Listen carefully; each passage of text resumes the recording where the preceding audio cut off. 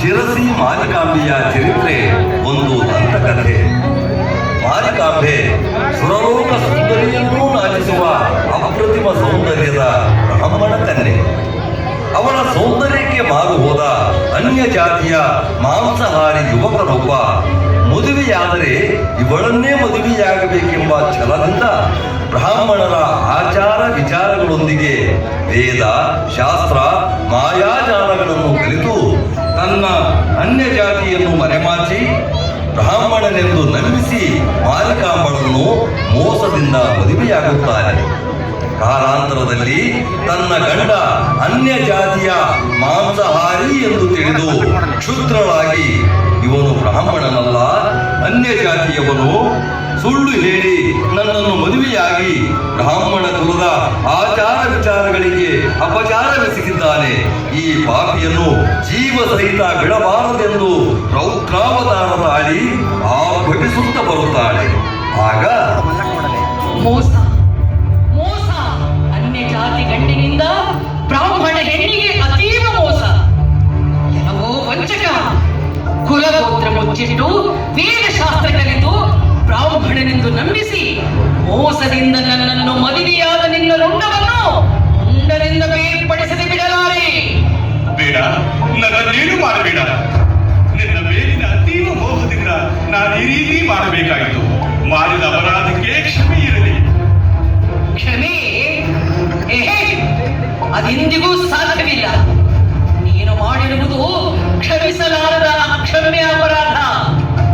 ಬ್ರಾಹ್ಮಣ್ಯ ಕುಲ ಸಂಪ್ರದಾಯಗಳನ್ನು ಗಾಳಿಗೆ ತೂರಿ ಮಾಂಸ ಭುಂಜಿಸಿ ಬ್ರಾಹ್ಮಣ ಕುಲ ಮರ್ಯಾದೆಗೆ ಮಸಿ ಬಳಿದ ಪರಮ ಪಾಪಿ ನೀನು. ಸುಳ್ಳು ಮೋಸ ವಂಚನೆಗಳಿಂದ ಕುಲ ಸ್ತ್ರೀಯರ ಕೊಲೆಗೆಡಿಸುವ ನಿನ್ನಂಥ ದ್ರೋಹಿ ಬದುಕಿರಲೇಬಾರದು.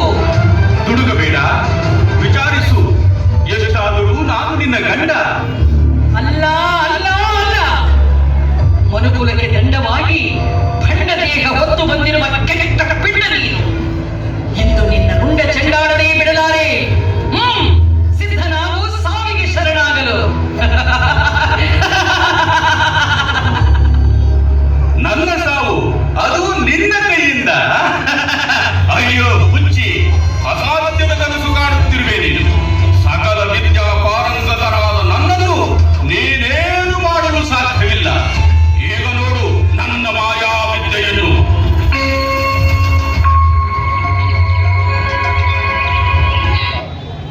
ಎಲ್ಲಿ ಎಲ್ಲಿ ಮಾಯವಾಗಿ ಎಲ್ಲಿ ಅಡಗಿ ಕುಳಿತೀಯೋ ನೀಚ. ನನ್ನ ಮುಂದೆ ನಿನ್ನ ಮಾಯಾ ವಿದ್ಯೆಯ ಆಟ ನಡೆಯಲಾರದು. ಅದಾವ ಪ್ರಾಣಿಯ ದೇಹದಲ್ಲಿ ಅಡಗಿ ಕುಳಿತಿರುವೆಯೋ ಬಾರೋ, ನನ್ನೆದುರು ಬಾ.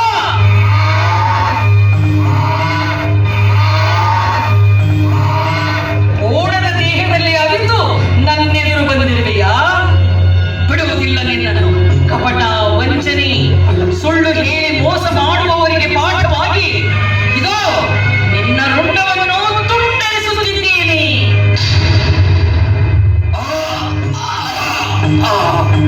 ಈ ರೀತಿ ಕೋಣನ ದೇಹದಲ್ಲಿ ಅಡಗಿ ಕುಳಿತಿದ್ದ ಗಂಡನ ರುಂಡವನ್ನು ಕತ್ತರಿಸಿ ಆವೇಶಗೊಂಡು ಮನೆಗೆ ಬೆಂಕಿ ಹಚ್ಚಿ ತಾನು ಅಗ್ನಿಗೆ ಆಹುತಿಯಾಗುತ್ತಾನೆ. ಈ ದೃಶ್ಯ ಕಂಡ ಜನಸಮೂಹ ಮಾರಿಕಾಂಬೆ ಸಾಮಾನ್ಯ ಹೆಣ್ಣಲ್ಲ, ದೈವಾಂಶ ಸಂಭೂತೆ, ಆದಿಶಕ್ತಿ ಅವತಾರವೆಂದು ಭಾವಿಸಿ ಮಾರಿಕಾಂಬಳನ್ನು ಪೂಜಿಸತೊಡಗುತ್ತಾರೆ. ಶಿರಸಿ ಮಾರಿಕಾಂಬ ಪ್ರತಿಮೆಯು ಹಾನಗಲ್ಲಿನಿಂದ ಬಂದದ್ದು ಎಂಬ ಪ್ರತೀತಿ ಇದೆ. ಹಾನಗಲ್ಲಿನ ದುರ್ಗಾದೇವಿ ಪ್ರತಿಮೆಯನ್ನು ಕಳ್ಳರು ಕತ್ತೊಯ್ದು ಶಿರಸಿಯ ಕೆರೆ ದಂಡೆಯಲ್ಲಿ ವಜ್ರ ವೈಡೂರ್ಯಗಳಿಂದ ಕೂಡಿದ ಬಂಗಾರದ ಆಭರಣಗಳನ್ನು ದೋಚಿ ದೇವಿ ಪ್ರತಿಮೆಯನ್ನು ಕೆರೆಯಲ್ಲಿ ಎಸೆದು ಹೋಗಿರುತ್ತಾರೆ. ಈಗಲೂ ಸಹ ಆ ಕೆರೆಯನ್ನು ದೇವಿ ಕೆರೆ ಎಂದು ಕರೆಯುತ್ತಾರೆ. ಕಾಲಾಂತರದಲ್ಲಿ ಅಸಾದಿ ಕುಟುಂಬದ ಬಸಪ್ಪನ ಕನಸಿನಲ್ಲಿ ದೇವಿ ಬಂದು ನಾನು ಕೆರೆಯಲ್ಲಿದ್ದೇನೆ, ನನಗೊಂದು ಸ್ಥಾನ ಕೊಡು ಎಂದಾಗ ಊರ ಗೌಡನಿಗೆ ತಿಳಿಸಿ ಕೆರೆಯಿಂದ ದೇವಿ ಪ್ರತಿಮೆಯನ್ನು ಹೊರತೆಗೆದು ಆಗ ಶಿರಸಿಯನ್ನು ಆಳುತ್ತಿದ್ದ ಇಮ್ಮಡಿ ಸದಾಶಿವರಾಯರಿಂದ 1689ರಲ್ಲಿ ಶ್ರೀ ಮಾರಿಕಾಂಬೆ ದೇವಸ್ಥಾನವನ್ನು ಕಟ್ಟಿಸಲ್ಪಡುತ್ತದೆ. ಅಂದು ಸ್ಥಾಪಿಸಲ್ಪಟ್ಟ ಶ್ರೀ ಮಾರಿಕಾಂಬ ದೇವಿಯು ಉತ್ತರ ಕನ್ನಡದ ಆರಾಧ್ಯ ದೇವತೆಯಾಗಿ ಜಗತ್ ಪ್ರಸಿದ್ಧಳಾಗಿ ನಂಬಿ ಬಂದ ಭಕ್ತರ ರೋಗ ರುಜಿನಗಳನ್ನು ದೂರ ಮಾಡಿ ಬೇಡಿದ ವರಗಳನ್ನು ಕೊಟ್ಟು ರಕ್ಷಿಸಿ ಆಶೀರ್ವದಿಸುತ್ತಿದ್ದಾಳೆ ಶಿರಸಿಯ ಶ್ರೀ ಮಾರಿಕಾಂಬೆ.